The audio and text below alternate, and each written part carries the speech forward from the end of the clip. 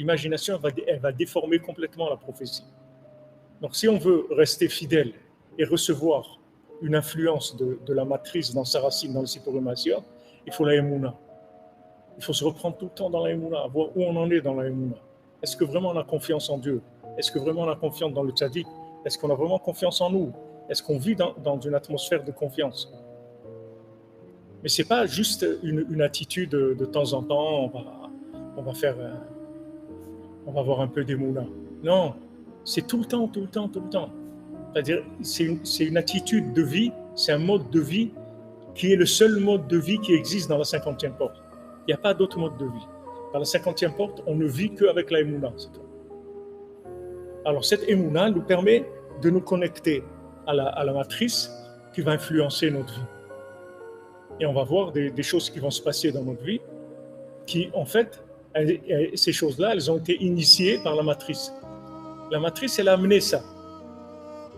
Comment elle a amené ça? Parce que j'ai confiance. J'ai confiance dans la racine, j'ai confiance dans la matrice. Donc la matrice, elle peut déclencher une action dans ce monde. Maintenant, s'il n'y a pas la confiance, alors il va y avoir des mélanges. Il va y avoir un petit peu de choses vraies, un petit peu de choses qui viennent de la matrice et beaucoup d'imagination. Beaucoup d'Hollywood, beaucoup de fantasmes, énormément de fantasmes. Je vous parle dans la vérité maintenant, je ne parle pas des gens qui sont dehors. Je parle des gens qui sont dans la Torah, qui sont des chercheurs dans la Torah. Il faut savoir qu'il y a des grandes influences d'inversion. Si on n'a pas la émouna dans le tzaddik, que quand on vient étudier la Torah du tzaddik, on sait que c'est Moshe Mashiach. C'est-à-dire qu'on sait que maintenant, le Mashiach, il est en train de nous parler en live, en fait. Si on ne sait pas ça, ça ne s'ouvre pas. Le texte, il ne s'ouvre pas. Et si le texte ne s'ouvre pas, alors tu vas l'interpréter. Parce que s'il s'ouvre, tu n'as pas besoin de l'interpréter. Parce qu'il est vivant. Il n'y a rien à interpréter. Il va tout de suite t'influencer, il va tout de suite rentrer dans ton cœur. Il n'y a rien à interpréter.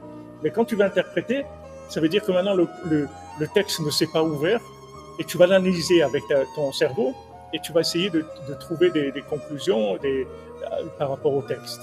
Ce n'est pas comme ça qu'il faut étudier. Il faut étudier les Sfarim de Rabbeinu avec le klal qui dit Rav Nachman de Moshe Mashiach. Je sais que c'est le Mashiach qui me parle et maintenant, pas qui m'a raconté quelque chose, il a laissé des écrits. Non, il est en train de me parler maintenant à travers le texte. Ça paraît très haut, mais c'est la seule façon d'étudier. Si je n'étudie pas comme ça, je vais être dans l'inversion. Tandis que si j'étudie comme ça, je ne peux pas manipuler le texte. Parce que ce n'est pas un texte. C'est un prétexte.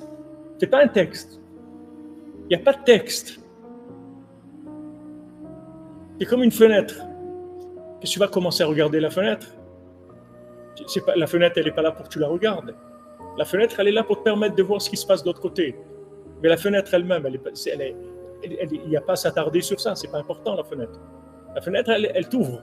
Elle t'ouvre sur l'extérieur. Le texte, il s'ouvre. Le texte, c'est un prétexte de communication avec la matrice. Maintenant, si tu approches le texte en sachant que c'est absolu, comme il dit Rav Nachman Tuchiner, Rav Nachman, il lui dit on fait de doutes, pas parce que c'est une méthode qui est bien, etc. On fait de parce que le Rebbe, il a dit il faut faire de doutes. C'est tout, ne sors pas de là. Parce que si tu sors de là, tu es en danger. Tu vas commencer à faire des interprétations, tu vas dire oui, les doutes, justement, ça ressemble beaucoup à la méditation, au yoga. D'ailleurs, j'ai le truc, ça y est, tu vas rentrer dans des salades. La Hidbo des doutes, c'est pas du yoga. La Hidbo des doutes, c'est pas de la méditation. Ça n'a rien à voir avec ça. C'est des inversions. D'où elles viennent de ces inversions? C'est quand le texte, il est interprété comme étant un texte qui est une nourriture pour la logique, pour l'esprit. Si j'utilise le texte comme une nourriture de l'esprit, alors je vais l'interpréter. Et quand je vais l'interpréter, comme j'ai des influences négatives, alors je vais arriver à des inversions. Mais si maintenant, je prétends pas interpréter le texte, je vais rentrer dans le texte, comme si je rentre dans l'eau. Je rentre dans le texte parce que dans le texte, il y a une ouverture vers la matrice, c'est tout. Mais je comprends rien dans le texte. C'est pas ça qui m'intéresse. Je ne suis pas intéressé par la compréhension du texte. Je suis intéressé par la vitalité et par l'influence de la matrice. Donc maintenant, quand je vais rentrer dans le texte, et je vais, à travers le texte, je vais avoir à faire au fleuve, au Nahal Novea, à ce fleuve de sagesse, ce fleuve-là, il va tout faire dans ma vie. Cette source de sagesse, elle va absolument tout faire dans ma vie, tout influencer. Elle va me prendre en charge complètement. Donc c'est une autre étude, c'est pas l'étude comme on connaît. La plupart des gens qui étudient, ils étudient comme à la fac. Ils étudient la Torah, les Avdil, comme s'ils étudiaient à la Sorbonne. C'est la même chose. Ils étudient un texte, ils comprennent le texte. Il ne faut pas comprendre le texte, il faut rentrer dans le texte, il faut tirer la vitalité du texte. Il faut rentrer à l'intérieur du texte et en tirer une vitalité, que cette vitalité-là, elle va influencer ma vie. C'est ça la 50e porte. C'est quelque chose d'extraordinaire, mais c'est quelque chose de très dangereux. C'est-à-dire que c'est le monde de la bina. C'est très, il faut faire très attention. Parce qu'on peut très facilement inverser. Si nous-mêmes on est inversé et qu'on commence, et nous on est inversé, mais si on commence à interpréter intellectuellement, ça y est, le texte s'inverse. Mais si maintenant on vient comme quelqu'un qui sait rien et qui vient tout simplement se tremper dans le fleuve de la Chokhmah, alors là je vais recevoir une influence extraordinaire.